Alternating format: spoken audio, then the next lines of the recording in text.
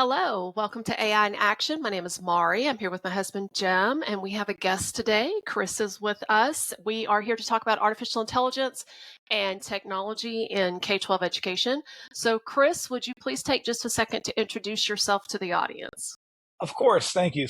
My name's Chris Hull. I am a former seventh grade social studies teacher. I taught for 11 years um, north of Chicago, so the Chicagoland area.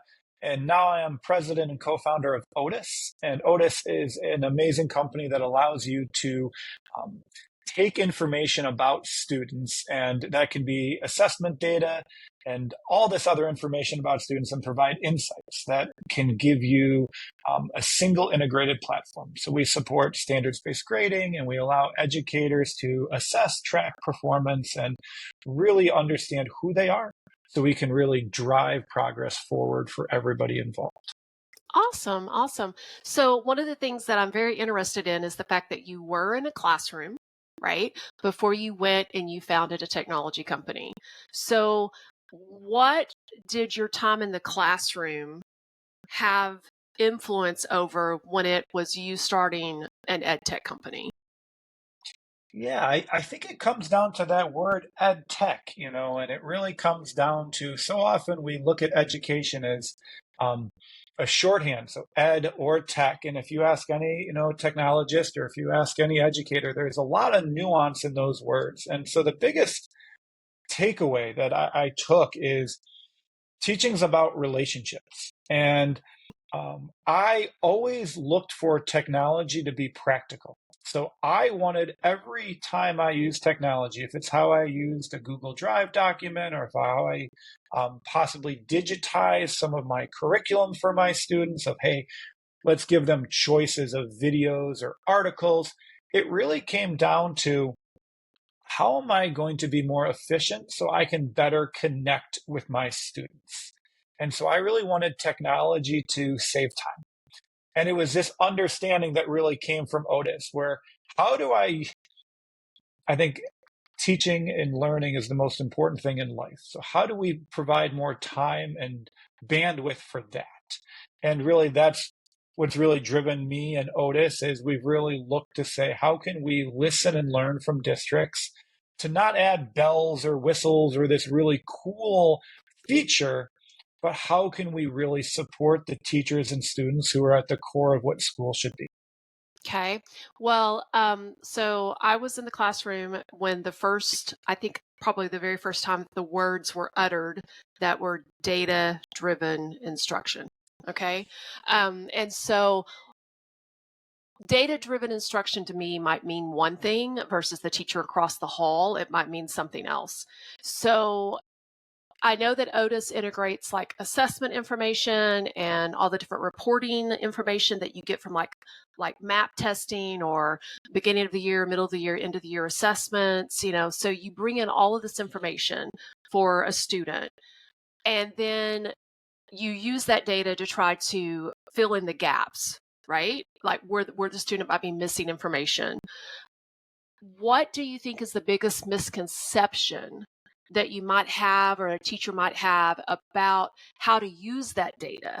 Because I always find that, like, if I have 25 kids, 27 kids, 30 kids in a classroom, and that's in elementary, or if I'm in junior high or high school and I'm looking at 120 kids on my class roll, how does that data help me fill in those gaps if I have that many kids? Yeah, I think it comes down to, if you think back to your favorite teacher, they just seem to know you. They just seem to get you. And that can take time. It's one of those things where the first 6 to 10 weeks in the classroom, it's getting to know everybody. I was middle school, right? So I had between 125, 150 students. And to me, that's the gap we're trying to bridge. We're trying to provide that secret sauce that's going to allow you to connect to that student. And the misnomer to me is, teachers really do have amazing insight on so many of their kids, but Mhm. it's not every kid.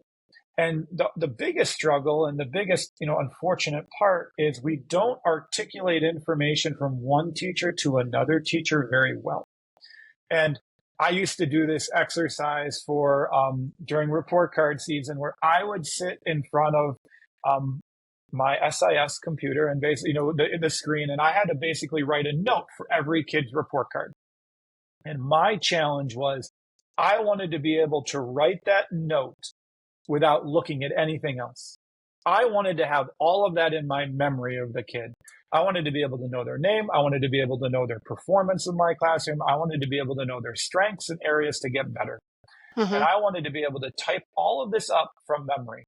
Because if I could do that, that meant when I was in the classroom and I was walking around and I was teaching either the colonization of the United States, or if I was teaching, you know, about World War I or whatever I was teaching, the content didn't matter as much. I knew how to make an analogy that would connect to that student. I knew, hey, this kid would be great at verbal reasoning, but they might struggle at something else. Like, how can I then fill in that gap? And teachers are doing this instinctively. Oh man, Johnny might need an extra prompt. Or hey, I'm just going to go by my presence near a certain student. If I walk the classroom, they're going to be more on task. Like, we have this innately there, but when we really are mapping it to what's going to unlock that kid's potential or unlock or unblock them from learning something, all of a sudden you find yourself being more effective. And all of a sudden you find yourself, it becomes contagious in the classroom where these group of kids are pushing themselves to learn because they're engaged. Mm-hmm. And so to me, all of this comes down to engagement. All of Right. this information allows you to connect and engage with your kids. And that's the misconception, that it's like data and math and graphs and correlations. And really it's just allowing you to understand what is needed to help move things Right. forward. Right. I think one of the So, things I used to tell Jim, I'm going to let you get the next question after I make this comment. One of the things I used to tell my kids at the beginning, I was junior high also. I was elementary, then junior high, and then a counselor, and then a principal. And, so the only thing I haven't done is drive a bus. No, hang on. I did drive a bus for a year. The only thing I haven't done is mow a lawn. And I keep telling them I'm going to mow the lawns this summer. The thing that I used to tell my kids at the beginning of the year is, okay, I'm going to know your name within the first week if you are a really great student, like you're like there and you're, the Susie Sunshines is what I used to tell them. Or I'm going to know your name if you are one of those kids that just give me misery. I said, which that's not why you want me to know your name. What I'm concerned about are those kids in the middle. We call them the bubble kids. So does Otis help pinpoint those kids that are in the middle? Yeah, it allows you to group students in any of those spectrums. You're going to see the top kids, you're going to see the students who might need the most help, but it's also going to allow you to understand some nuances with those kids. You call them the bubble kids. To me, it really needs to be able to see each kid for who they are. That Mm-hmm. quiet kid who sometimes might get everything but never wants to open his mouth. Like, it'll be Right. able to unlock that. Or, students who might be amazing at leading, but they need help with actually some of the execution. Mm-hmm. And Otis is really allowing you to take all the information you have from not just what you're gathering in your classroom, but what's been happening in the past classrooms or in the other classrooms that year. And you're getting this more complete picture so that, again, it's one of the really good analogies I think that works is it's kind of like the medical industry. You go to your doctor, they know you, they've seen you, but when you go to a specialist, they need to have that profile of you so that you're not just repeating everything over again. You want to get that jump start. And Mm-hmm. Otis helps with that jump start Okay. for every kid, the Jim, you had a middle, question? anywhere. well, I haven't been in the classroom full time, but I've been a tech director for 20 years, and I am an engineer. And I can tell you that I've heard descriptions of your product more than once. So I think this is maybe an opportunity for you to tell me, if you're talking to someone like me, I'm looking at it going, how much does it cost? And why is it doing anything? I mean, I literally get hundreds of emails from people with variations on a theme in terms of helping teachers better either save time in classroom. We'll get to the AI part of it in a second, because my perspective on AI is it's a natural language interface for something that better to have a use anyway. The AI itself, I don't see it. Yes, it can add value because it can give you patterns and things that you're maybe not going to catch. But at the end of the day, it also gives me the ability to have a conversation with the stuff that I normally would have had more structured, an unstructured conversation. So let's focus on your product itself. I'm a tech director. Why are you any different? Yeah, I mean, why are we different? I think we're born from the classroom, and I think everyone says that. Unfortunately, I wish They I could do. say that, classrooms, it's, oh, I was there for a little bit. And really, it comes from understanding that so much else in ed tech is structured in varieties of ways. It could be like an LMS, which is structured around a course or a class, or some of these other systems that were started off as a different set of tools. Otis has always been grounded and rooted in the fact that it's about the student. Everything goes to a student profile. So that when you're a teacher, you can look at a single kid, or you can look at, if you're an administrator, if you're in like a PLC, you can look at a group of kids. Or if you're at a tech director, you could even look at cohorts of kids. And really, I think the difference is also rooted in the fact that, we're $10 a student. There are no real crazy add-ons. It's really trying to keep things simple. We put all of these tools together. And again, if you want to use part of Otis, it's a little bit less, but all of Otis, that's what it is. And really what happens then is we can get away from all of this ifs, ands, and buts and what is really happening. And to me, the three things it's about. One, it's about the kids. So getting all this information, which we've talked about to begin with. But then, Jim, to your question, it comes to the two things that were learned when I was in the classroom. One, not every teacher is great at technology. In fact, most teachers, that's not why they're in education. They're not even very good at it. They're not always there doing it. Now, some are. I noticed. Right? Right? Exactly. Two, not every educator is great at data. Data is a 4-letter word. It's my bad joke as a 7th grade teacher, right? It's like almost profanity to some. They don't want to see it as data. They don't know correlations. They're not going to know all of this stuff. They don't want to do pivot tables.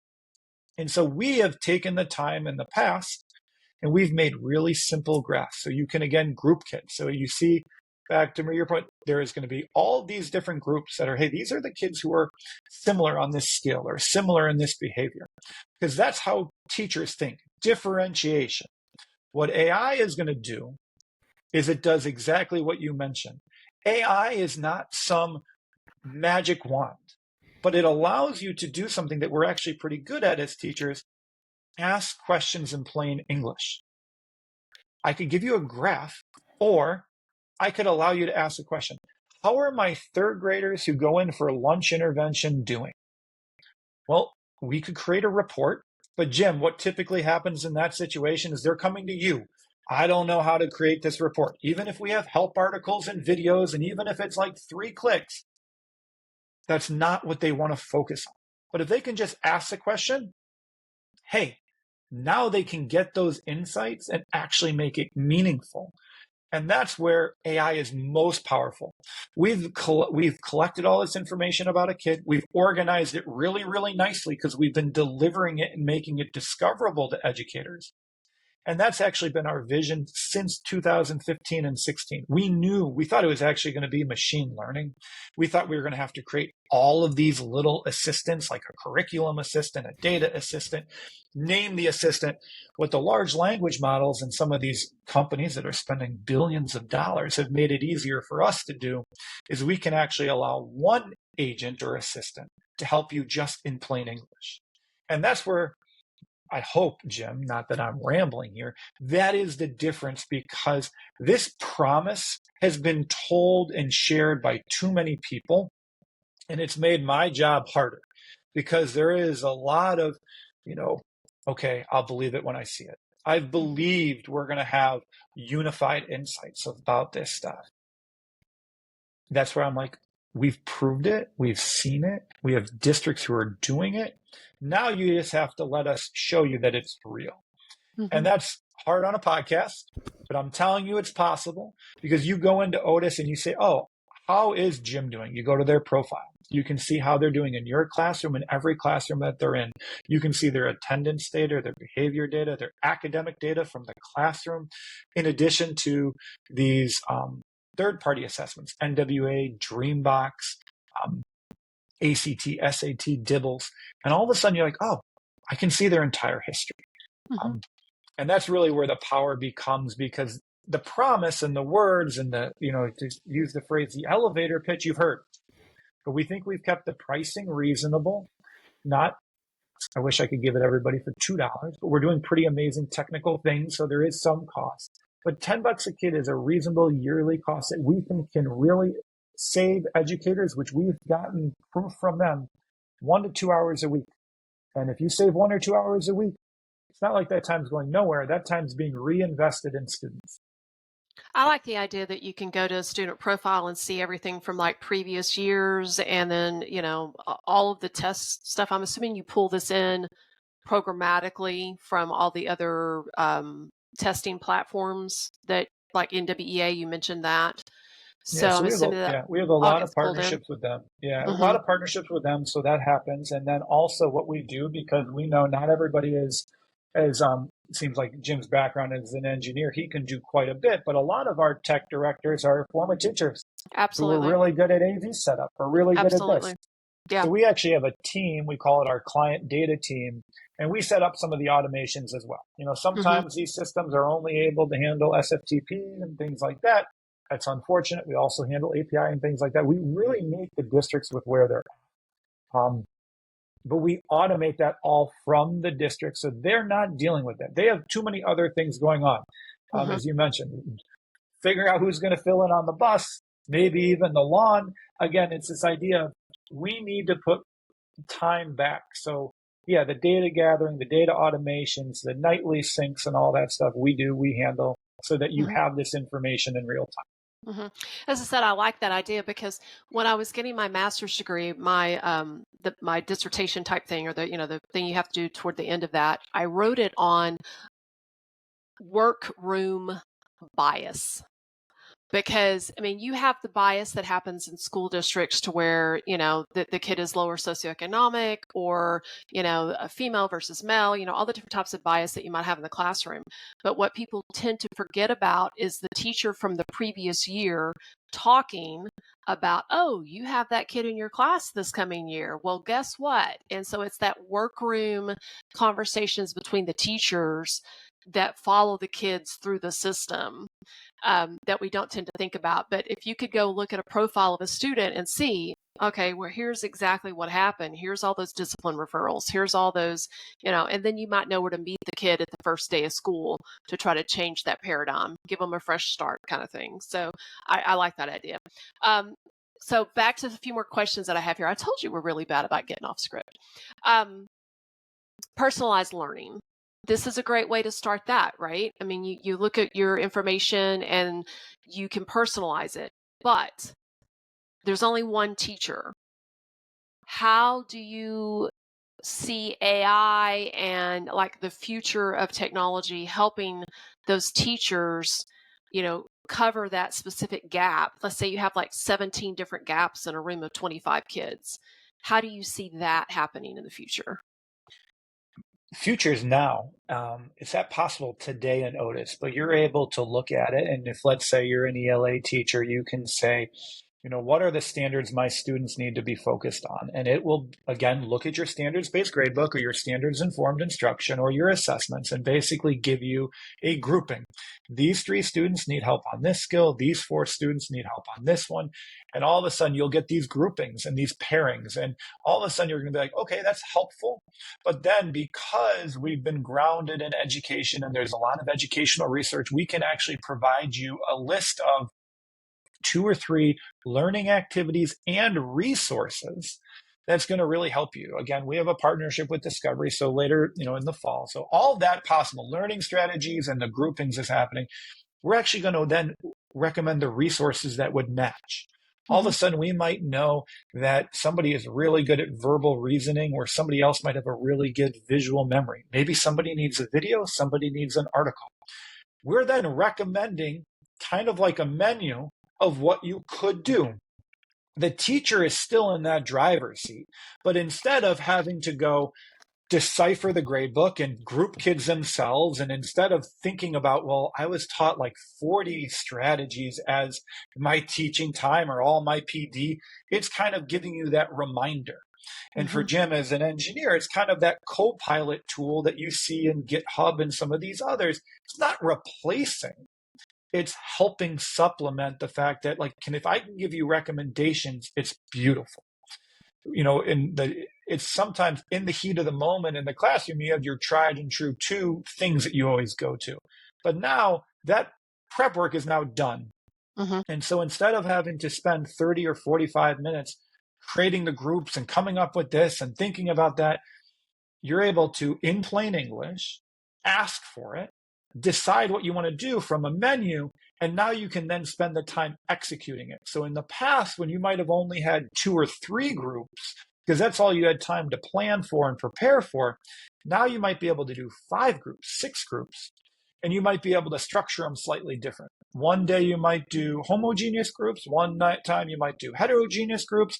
You might know certain kids that could lead a group in the right situation and allow you to really focus in on kids. And again, it's not making the job easy. I really struggle, back to Jim said, he hears these pitches all the time. I hate when an EdTech vendor says, we make teaching and learning easy. It's never going to be easy. It's never going to be easy. It's going to be easier. But the idea is we're going to give you the time to what matters most, which is, again, those unlocking those aha moments. And that's really where our focus is at. And that's, to me, where personalized is happening, where differentiation, personalization, we're connecting the dots between assessments and behavior and these cognitive pieces. And we're helping the educator plan more efficiently, effectively, and really allowing them to be better set up for success. Is there a delivery mechanism directly to the students, or is the delivery mechanism from the teacher?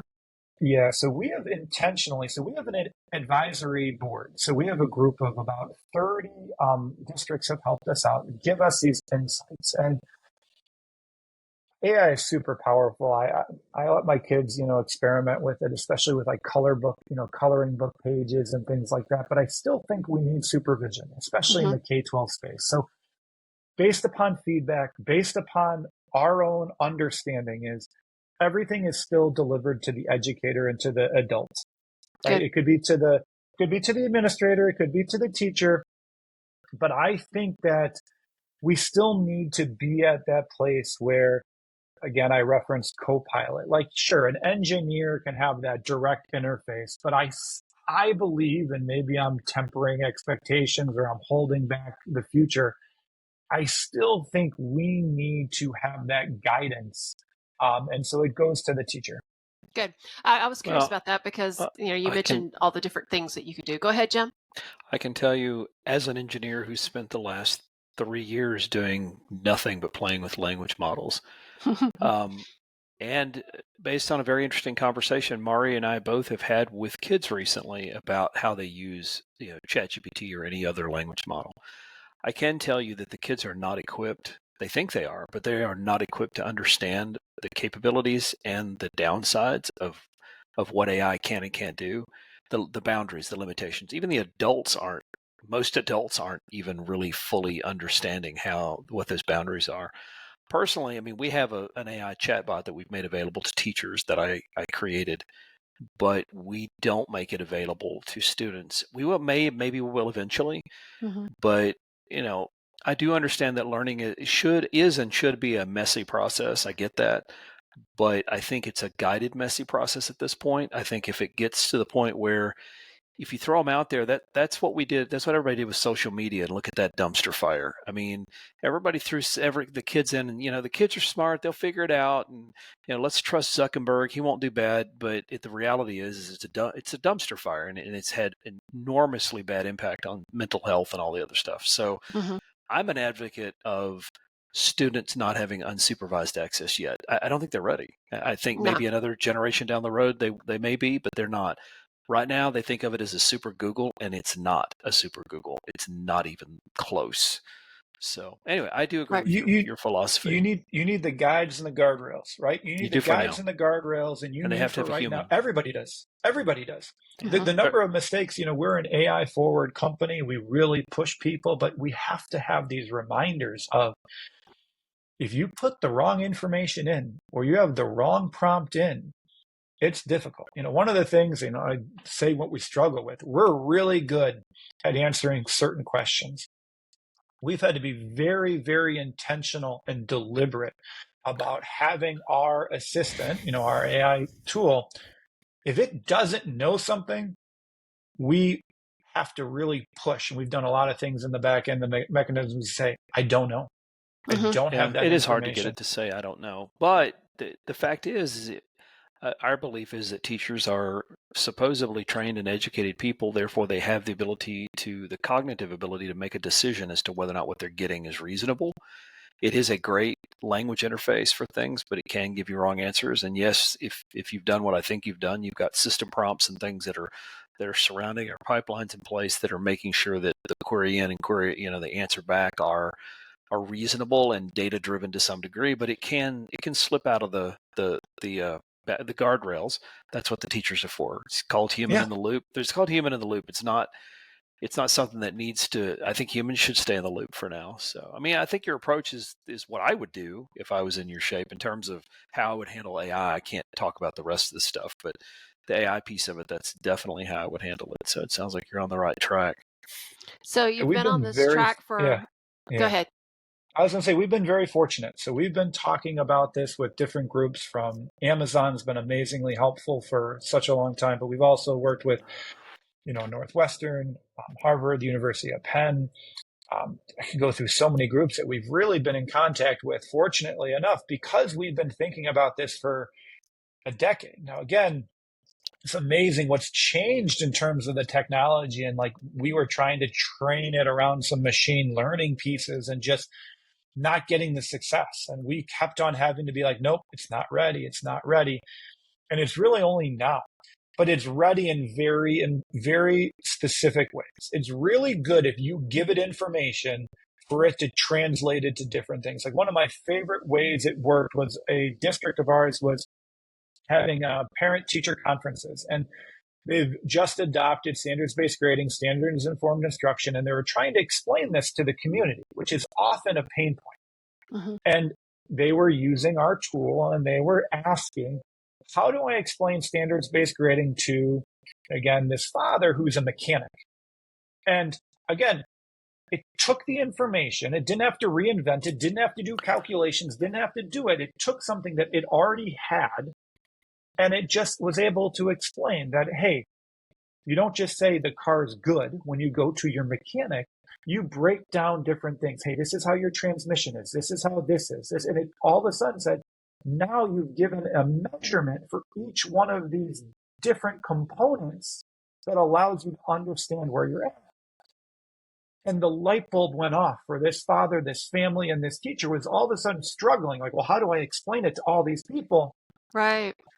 That was that unlocking moment where, again, the human in the loop was able to kind of look at it and like, oh, that's right. That was the hit. And the same thing can happen with families. The same thing happens with students. It doesn't know every detail, but it can really shortcut the work to come up with these ideas because it can say, oh, here's 3 or 4 ideas. And then you can pick which one's going to be the most impactful. So, Chris, I want to ask you, November the 20th, 2022 is when ChatGPT hit. When you first saw it, Otis has been around before large language models. When it first came out and you first saw this, I want you to explain what you felt. What did that mean for you? I know Jim, I give him a hard time all the time. He literally woke me up 4:30 in the morning. He had early access to it. He wakes me up 4:30, Mara, you've got to see this. This is going to change the world. What was your reaction? I'm embarrassed to admit I was a little dubious because I've been given a lot of people who'd said, oh, check out this thing, check out this model. Hey, we're going to be able to really help you with, linking standards to this. It's going to be able to do it. And I heard all this excitement. and I was a little dubious. Then I started to play and explore, and I was like, we use Slack. All of a sudden, we're Slack and we're talking about it. We jumped on a couple of Zooms, and I'm like, I think this is it. This is what we've been waiting for. Like, we're not going to have to train. Again, we had like 12 different assistants we wanted to train. And all of a sudden, it's like, I think this is going to be, we said, shortcut to get this assistant of taking this flood of information that's overwhelming educators and allowing them to interact with the data and information in a much more meaningful way. It's putting things into plain English. I keep coming back to that phrase because it was so digestible and deliverable. You could put, all of this information that we might have researched or several pages, and all of a sudden it could give you that great summary. Now, all of a sudden, that great analogy. Right. One of the things that Jim and I, we are working on a thing for our district that's like a TEKS unpacker. It's one of the things that we have here in Texas. We do the Texas TEKS or the TEKS. And the unpacker basically goes through and it takes that information and it gives the teacher something like, here's 1, 2, 3, 4, here's your standard, here's your academic vocabulary, here's, and so we're putting this into an AI. And just the other day, we were working on it where we were taking all of these spreadsheets that had the frequency that a certain standard had been tested since 2021, I think it was. And it like halfway through the data ingestion, it like messed up, and it got off by 1 or whatever. How do you handle that? Do you still have, again, the human in the loop? Do you still have all of your people that I have to sit there and like, yes, this was ingested appropriately. Yes, this is correct information. How do you handle that? Yeah, this is where we've been fortunate. And, that was some of the limitations we saw. Like, I come back to my simple, it's not great at math. In some ways, it's like asking an English teacher to do a huge math problem for you, right?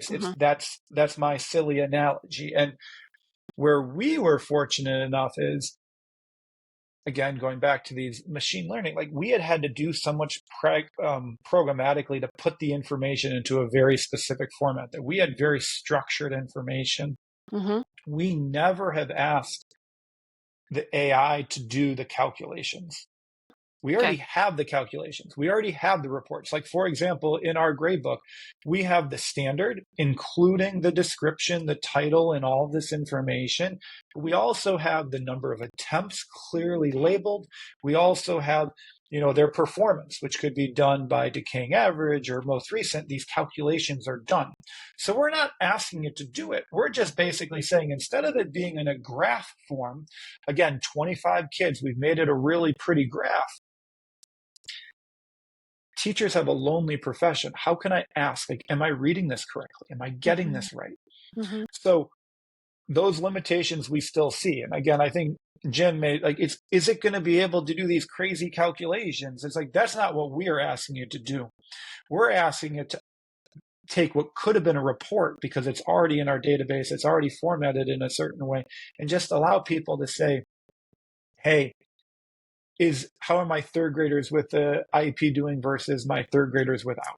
Or how is this cohort of students doing without? Well, because we already have that, we just had to be able to, we made it more discoverable and deliverable. Awesome. Well, we are out of time. I really appreciate your coming on and talking to us about Otis today. I really do. It sounds very, very interesting. Jim, do you have anything else?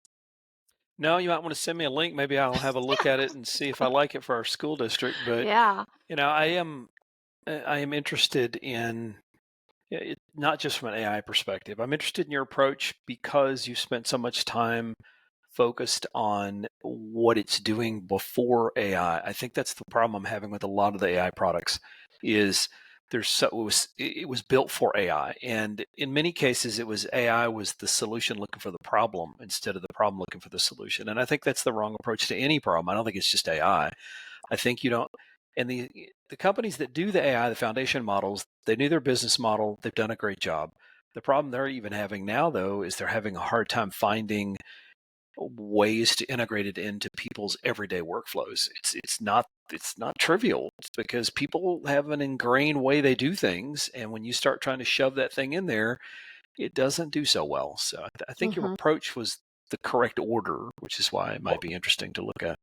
I think that's why I really enjoy talking to engineers. And I think teachers are similar to engineers because it's not about the cool tool. You don't go to the hardware store and pick out something without having a practical reason to do it. And that to me is the biggest difference we try to have in our approach is what are we trying to do? And then let's use the right tool to do that. And AI is just an amazing tool when It is put in the right place and not just something cool. Now, it does do some pretty cool things, like some of its like video creation stuff is like absolutely like mind blowing. But how do we embed it into practical workflows is the key. Right. Yes. Absolutely. Well, Chris, it was very nice having you on today. We really appreciate it. My name is Mari. I'm here with my husband, Jim. This is AI in Action, and we do hope that you guys have a marvelous rest of the week. Thank you.